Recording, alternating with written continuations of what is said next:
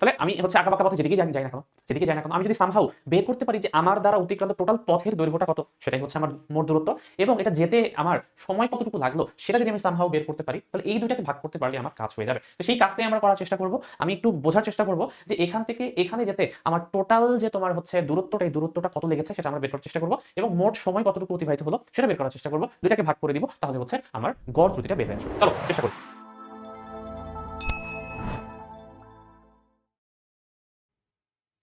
আসসালামু আলাইকুম এভরিওয়ান, সবাইকে স্বাগতম জানাচ্ছি আজকের ভিডিওতে। অনেকদিন পর বুয়েটেক সাইয়েটি এই সিরিজ নিয়ে হচ্ছে আবার হাজির হলাম তোমাদের সামনে। এটা মূলত হচ্ছে আবার স্টার্ট করছি আমি এইচএসসি যে 26 ব্যাচ আছো তোমরা, তাদের কথা মাথায় রেখে। এর আগে এই প্লেলিস্টের আন্ডারে আমি কিন্তু শর্ট সিলেবাসের মধ্যে থাকা যে চ্যাপ্টারগুলো ছিল এইচএসসি 25 বা তার আগের ব্যাচগুলোর জন্য, তাদের জন্য হচ্ছে অনেকগুলো প্রবলেম আমি দিয়েছি, এখানে সলভ করিয়েছি তোমাদের জন্য। এবং এর পাশাপাশি এই সবগুলো জিনিসই কিন্তু আমাদের ওয়েবসাইটেও একেবারে খুব সুন্দরভাবে সাজানো আছে, প্রবর্তন.org। এখানে যদি ভিজিট করো দেখবা যে হচ্ছে আমরা এই বুয়েটেক সাইটি সিরিজের প্রত্যেকটা ভিডিওই আলাদাভাবে হচ্ছে সেখানে হচ্ছে আপলোড করা আছে। তো তোমরা চাইলে সেখান থেকেও দেখতে পারো, এই প্লেলিস্ট থেকেও দেখতে পারো, ঠিক আছে।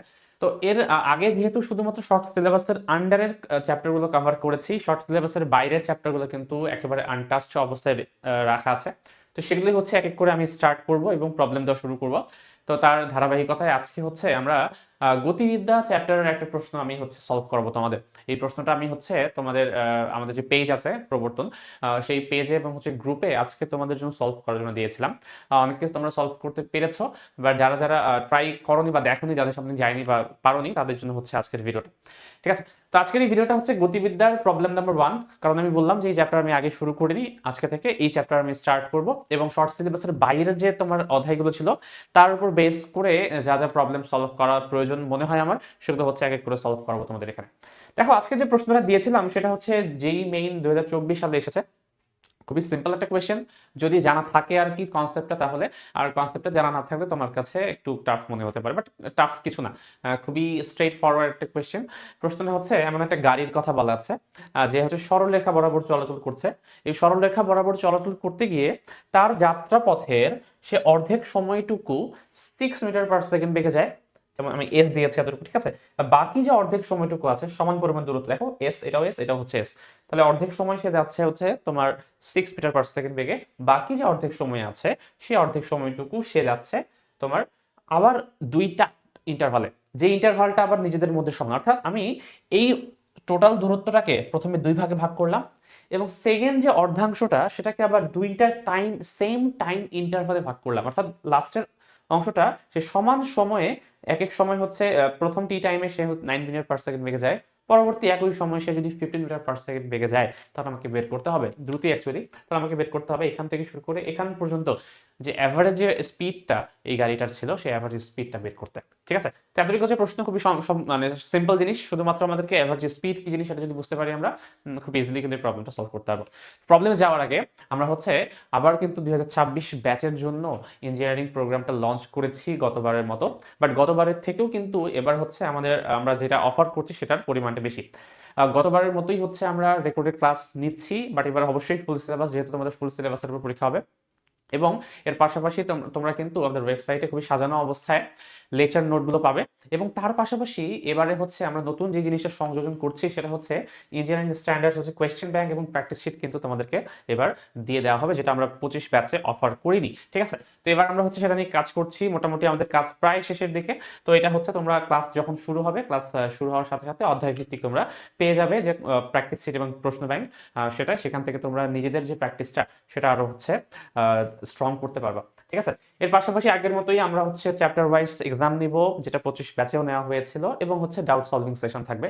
তোমাদের যদি কোনো ডাউটস থাকে সেগুলো হচ্ছে আমরা কভার করার চেষ্টা করব, সেটা যে কোনো ওয়েতে, সেটা হচ্ছে ভিডিও দিয়ে হোক বা হচ্ছে তোমাদের সাথে 1-to-1 কানেকশন করে হোক, অথবা হচ্ছে ফোনের মাধ্যমে হোক, যেভাবে হোক না কেন তোমাদের হচ্ছে এই ডাউটগুলো কিন্তু কভার করে দেওয়া হবে, ঠিক আছে। তো এই হচ্ছে লঞ্চ হয়ে গেছে। তোমরা যদি ভিজিট করো আমাদের ওয়েবসাইটে www.proborton.org, এই ওয়েবসাইটে ভিজিট করো, সেখানে তোমরা কিন্তু এই কোর্সটা দেখতে পাবে। এবং কোর্সের ভেতরে গেলে আমরা হচ্ছে এবার 4টা হচ্ছে ক্লাস রেখে দিয়েছি তোমাদের জন্য, যাতে করে তোমরা আমাদের এই ক্লাসের কোয়ালিটিটা সম্পর্কে জাজ করতে পারো। এই কারণে হচ্ছে ডেমো ক্লাস 4টা দেওয়া আছে, ঠিক আছে? এই 4টা ডেমো ক্লাস দেখতে পারো, দেখে হচ্ছে তুমি ডিসাইড করো যে তুমি এই কোর্সে এনরোল করবে কি করবে না। তো প্রি বুকিং চলছে, যারা ইন্টারেস্টেড তারা সবাই হচ্ছে প্রি বুক করে ফেলতে পারো। চলো আজকে যে প্রশ্নটা যেটা নিয়ে আমি কথা বললাম একটু আগে, সেই প্রবলেমটা নিয়ে একটু কথা বলি যে কিভাবে সলভ করা যেতে পারে। দেখো, আহ, এটা হচ্ছে একেবারে গতিবিদ্যার একেবারে প্রিলিমিনারি কনসেপ্ট, যে গড় দ্রুতি কিংবা গড় বেগ কিভাবে নির্ণয় করতে পারি সেই জিনিসটা নিয়ে আজকে আলোচনা করবো। প্রশ্নটা আরেকবার একটু পড়ে নিব। অ্যাকচুয়ালি কি বলা ছিল, এই চিত্রটা অ্যাকচুয়ালি প্রশ্নে দেওয়া ছিল না, এটা আমি এঁকেছি এই প্রশ্নের আলোকে। তো প্রশ্নটা একবার পড়ে নিব, ঠিক আছে? প্রশ্নটা ইংলিশে দেওয়া ছিল এরকম: a particle moving in a straight line covers half of the distance with speed 6 metre per second. একটা কণা আছে যেটা হচ্ছে স্ট্রেট লাইন, সরলরেখা বরাবর চলছে। সরলরেখা বরাবর চলতে গিয়ে তার অর্ধেক যে দূরত্বটা, হাফ অফ দ্য ডিস্টেন্স, অর্ধেক দূরত্বটা সে হচ্ছে 6 মিটার পার সেকেন্ড বেগে চলে। The other half is covered in two equal time intervals, ঠিক আছে? ও বাকি যে অর্ধেক তোমার দূরত্বটা আছে, বাকি অর্ধেক দূরত্বটা আবার হচ্ছে সমান দুইটা হচ্ছে টাইম ইন্টারভালে হচ্ছে গাড়িটা চলে with speed 9 metre per second and 15 metre per second respectively. যথাক্রমে প্রথম অংশটা সে চলে হচ্ছে 9 মিটার পার সেকেন্ড বেগে, সেকেন্ড যে অংশটা সেটা চলে সে হচ্ছে 15 মিটার পার সেকেন্ড বেগে। তাহলে আমি টোটাল দূরত্বটাকে প্রথমে দুই ভাগে ভাগ করলাম, দেন বাকি অর্ধেকটুকুকে আমি হচ্ছে দুইটা সেম টাইম ইন্টারভালে ভাগ করলাম। আমাকে বের করতে বলা হয়েছে ফাইন্ড দ্য অ্যাভারেজ স্পিড, আমাকে বের করতে বলেছে গড় দ্রুতি নির্ণয় করো of the particle during the motion, ঠিক আছে? এই গতির সময় তার যে অ্যাভারেজে সে কত স্পিডে চলেছিল সেই স্পিডটা আমাকে বের করতে হবে। প্রথম কথা, যদি আমি অ্যাভারেজ স্পিড বের করতে চাই, যেহেতু সরলরেখা বরাবর চলছে এবং সে সামনের দিকেই যাচ্ছে, আমি কনসিডার করতে পারি। তাহলে যদি হচ্ছে সরলরেখা বরাবর চলে, তাহলে আলটিমেটলি স্পিড মানে কি দ্রুতি, তাহলে সম্পূর্ণ ডিস্টেন্সটা আমাকে হচ্ছে কাভার করে করে যেতে হবে। এখানে ডিসপ্লেসমেন্টের বা সরণের কন্ডিশনটা তোমার কাছে আসবে না, শুধুমাত্র হচ্ছে দূরত্বের কন্ডিশনটা আসবে। তো যেহেতু সরলরেখা বরাবর একই ডিরেকশনে যাচ্ছে, এটা অ্যাকচুয়ালি সরণ এবং দূরত্ব দুটো আসলে সেম ভ্যালু আসবে। এখানে যদি গড় তোমাকে দ্রুতি না বের করতে বলে গড় বেগও বের করতে বলা থাকতো, তবুও কিন্তু তোমার আনসারে কোনো তারতম্য আসতো না। সমস্যা হতো তখন যখন হচ্ছে একই সরলরেখা বরাবর চলতে চলতে কখনো যদি এই তোমার পার্টিকেলটা বিপরীত দিকে মুভ করা স্টার্ট করতো, তখন কিন্তু তার সরণ এবং দূরত্ব সেম হতো না। কারণ সরণ হচ্ছে টোটাল কাভার যে ডিস্টেন্সটা, সেটাই হচ্ছে আমার তোমার দূরত্ব, এবং সরণ হচ্ছে তোমার ইনিশিয়াল থেকে ফাইনাল পজিশন পর্যন্ত যে ভেক্টরটা, যে যতটুকু তুমি হচ্ছে সরলরৈখিক ভেক্টর সেটা পাচ্ছ, তার যে দৈর্ঘ্যটা সেটাই হচ্ছে আমার সরণ। তাহলে সেই ক্ষেত্রে কিন্তু সরণটা এবং দূরত্বটা আলাদা হতো, বাট এই সময় কিন্তু জিনিসটা সেমই থাকবে, কারণ সেটা একই ডিরেকশন বরাবর যাচ্ছে এবং এখানে কোথাও বলা নাই যে গাড়িটা হচ্ছে মোড় নিয়ে পিছনে ব্যাক করছে। যাই হোক, এটা আমি এক্সট্রা কথাবার্তা বললাম, ম্যাথের জন্য জরুরি না। ম্যাথটার জন্য শুধুমাত্র আমাকে এটা ফাইন্ড আউট করতে হবে যে গড় দ্রুতির মানটা কত, এবং গড় দ্রুতির মান বের করার জন্য আমাকে আসলে সূত্রটা জানতে হবে যে গড় দ্রুতি জিনিসটা কি। দেখো, তো গড় দ্রুতি এই সূত্রটা হচ্ছে গড় দ্রুতি, এই সূত্রটা মাথায় রাখবা তোমরা। এটা হচ্ছে মোট দূরত্ব কোন একটা কণার বা গাড়ি যেটাই হোক না কেন, তার দ্বারা অতিক্রান্ত যে টোটাল যে দূরত্বটা, সে মোট দূরত্বটাকে আমি যদি হচ্ছে মোট সময় দ্বারা ভাগ করি, তাহলে যেই ভ্যালুটা আমি পাবো সেটাই হচ্ছে আমার অ্যাভারেজ স্পিড বা হচ্ছে গড় দ্রুতি। সিম্পল না? সিম্পল ইকুয়েশন, ঠিক আছে? তাহলে আমি হচ্ছে আঁকাবাঁকা পথে যেদিকেই যাই না কেন, আমি যদি সামহাউ বের করতে পারি যে আমার দ্বারা অতিক্রান্ত টোটাল পথের দৈর্ঘ্যটা কত, সেটাই হচ্ছে আমার মোট দূরত্ব, এবং এটা যেতে আমার সময় কতটুকু লাগলো সেটা যদি আমি সামহাউ বের করতে পারি, তাহলে এই দুইটাকে ভাগ করতে পারলে আমার কাজ হয়ে যাবে। তো সেই কাজটাই আমরা করার চেষ্টা করব। আমি একটু বোঝার চেষ্টা করব যে এখান থেকে এখানে যেতে আমার টোটাল যে তোমার হচ্ছে দূরত্বটা, এই দূরত্বটা কত লেগেছে সেটা আমরা বের করার চেষ্টা করব, এবং মোট সময় কতটুকু অতিবাহিত হলো সেটা বের করার চেষ্টা করব। দুইটাকে ভাগ করে দিব, তাহলে হচ্ছে আমার গড় দ্রুতিটা বের হয়ে আসবে। চলো চেষ্টা করি। প্রথমত আমরা যেই সূত্রটা ইউজ করার চেষ্টা করবো এখানে, যেহেতু আমরা এখানে কোথাও তোমার ত্বরণের ভ্যালু দেওয়া নেই, কিচ্ছু দেওয়া নেই, ঠিক আছে? তাহলে আমি কল্পনা করে নিব সে হচ্ছে সমদ্রুতিতে হচ্ছে সবসময় চলছে। সমদ্রুতি মানে কি? এক একটা অংশ বরাবর, তাই বলা হচ্ছে তাই না? এখান থেকে এতটুকু অংশ সে 6 মিটার পার সেকেন্ড এই স্পিডে চলছিল, এই দ্রুতিতে চলছিল। তার মানে আমাকে চিন্তা করে নিতে হবে এখানে কোথাও তার স্পিডের মানটা ভ্যারি করেনি, সেম ছিল, কনস্ট্যান্ট স্পিডে সে চলছে। তাহলে একটা বস্তু সে যদি কনস্ট্যান্ট স্পিডে চলে, তো তার দ্বারা অতিক্রান্ত যে দূরত্বটা সেটা কিন্তু আমরা এই সূত্র দিয়ে বের করতে পারি, মনে আছে? এস সমান ভিটি। এটা তো হচ্ছে 9-10 এর জিনিস, এটা তো আর ব্যাখ্যা করা লাগবে না আমার, তাই না? যে একটা বস্তু যদি সবসময় তার স্পিডের ভ্যালুটা যদি সেম থাকে তাহলে তার অতিক্রান্ত যে দূরত্বটা সেই দূরত্বটা আমরা কিন্তু এস সমান ভিটি এই ইকুয়েশন থেকে বের করতে পারি। তাহলে সেটাই করব। আমি এক কাজ করি, এখানে যদি আমি এস এস নাম দিয়েছি, আমি একটু নামগুলো একটু চেঞ্জ করে নিব আমার সুবিধার্থে চেঞ্জ করে নিয়ে কি লিখবো, আমি একটু এখানে লিখে দিই, এটাকে আমি S1 বলবো, ঠিক আছে, এই দূরত্বটাকে আমি S2 বলবো। এখান থেকে এতটুকু যেতে তার কত সময় লেগেছে এটা আমি জানি না, বাট আমি ধরে নিব যে এখান থেকে এখানে যেতে তার অতিবাহিত যে সময়টা সেই সময়টা হচ্ছে T1, এবং এই দুইটা টাইম তো হচ্ছে সেম, তাই না? তাহলে এটাকে আমি টি না ধরে হচ্ছে T2 ধরে নেব। ওকে, ধরে নেব। তো দেখো, তাহলে এটাকে আমি ধরলাম S1, এটা হচ্ছে S2, T1 T2 T2। এখন সামহাও আমি যদি S1 S2 বের করতে পারি, এই দুটো যদি যোগ করে দেই তাহলে সেটাই আমার হবে হচ্ছে মোট দূরত্বের ভ্যালু। T1 এবং T2 যদি বের করতে পারি এবং এই T1 এর সাথে T2 এবং আরেকটা T2 যদি যোগ করে দেই তাহলে মোট সময়টা আমার বের হয়ে যাবে। তাহলে এতটুকু আমার টার্গেট, যে আমি সামহাও S1 এবং S2 বের করব, দুইটাকে যোগ করে দিব, টাইম হচ্ছে দুইটা বের করব, দুইটাকে যোগ করে দিব, করে হচ্ছে এই সূত্রে বসাবো, ম্যাথ আমার হয়ে যাবে। তো সেটাই করি। দেখো, প্রথম অংশে আমি S1 এর পার্টটুকু বের করতে চাই, তাহলে আমরা একটু আগে দেখলাম S1 মানে কি, অ্যাকচুয়ালি S1 মানে হচ্ছে V এর সাথে T টা গুণ করা। তাহলে এতটুক অংশের যে দূরত্বটা সেটা হবে এর বেগের সাথে টাইমটা গুণ করতে হবে আমাকে। তাহলে এর বেগের ভ্যালু হচ্ছে 6 ইনটু হচ্ছে তোমার T1, তাহলে 6 T1 একবারে লিখে দিই। প্রশ্ন হচ্ছে T1 এর ভ্যালু কত?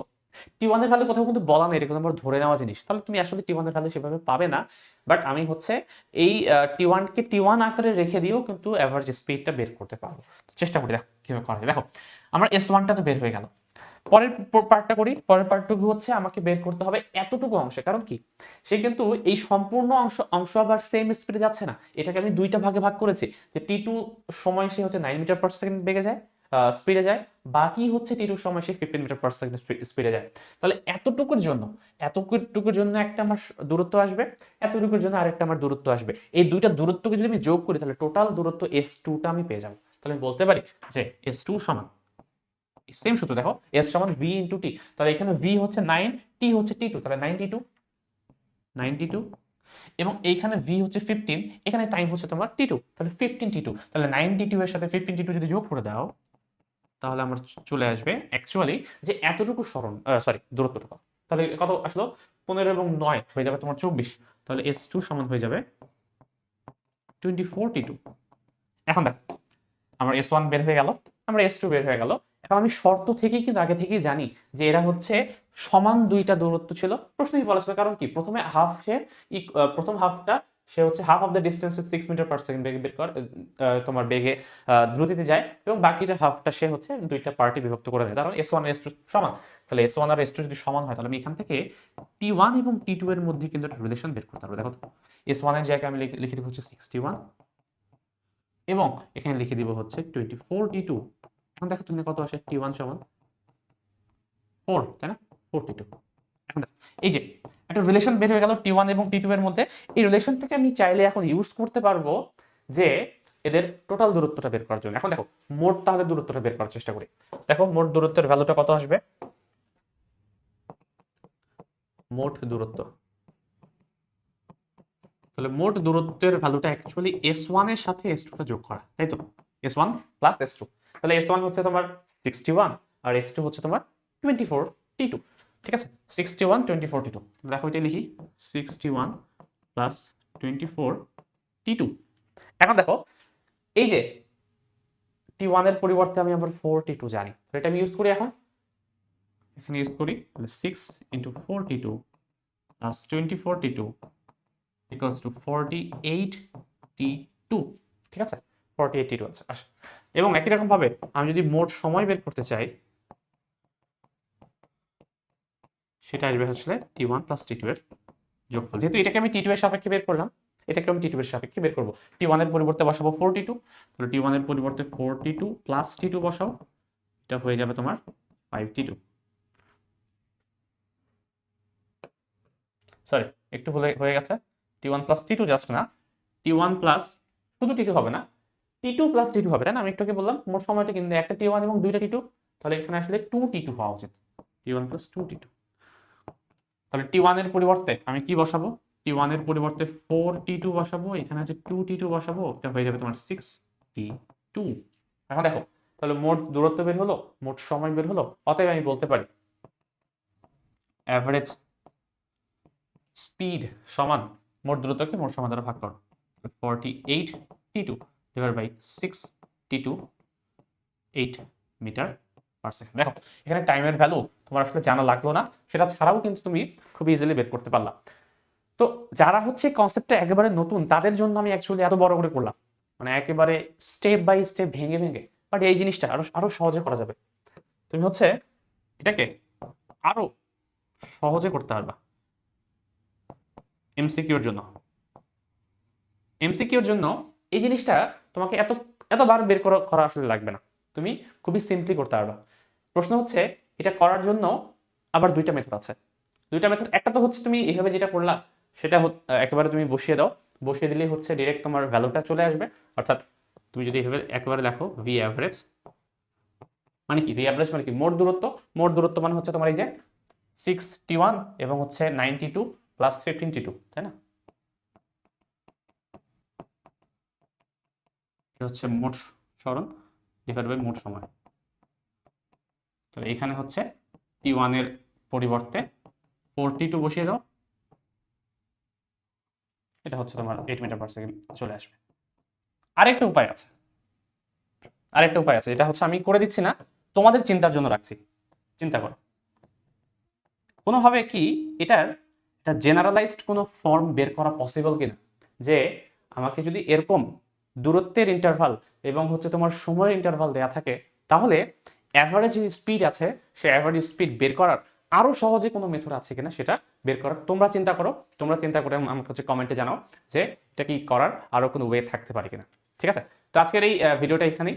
খুবই সিম্পল একটা কোয়েশ্চেন দেখলাম, আমরা ধাপে ধাপে হচ্ছে বিভিন্ন টপিক নিয়ে এভাবে আলোচনা করব এবং শর্ট সিলেবাসের বাইরের যে চ্যাপ্টারগুলো আছে সেগুলো কিন্তু কভার করার চেষ্টা করব। ঠিক আছে, তো আজকে এখানে রাখছি, আগামী ক্লাসে আমরা নতুন আরেকটা প্রবলেম নিয়ে হাজির হব। তো সেই পর্যন্ত সবাই ভালো থাকো, আসসালামু আলাইকুম।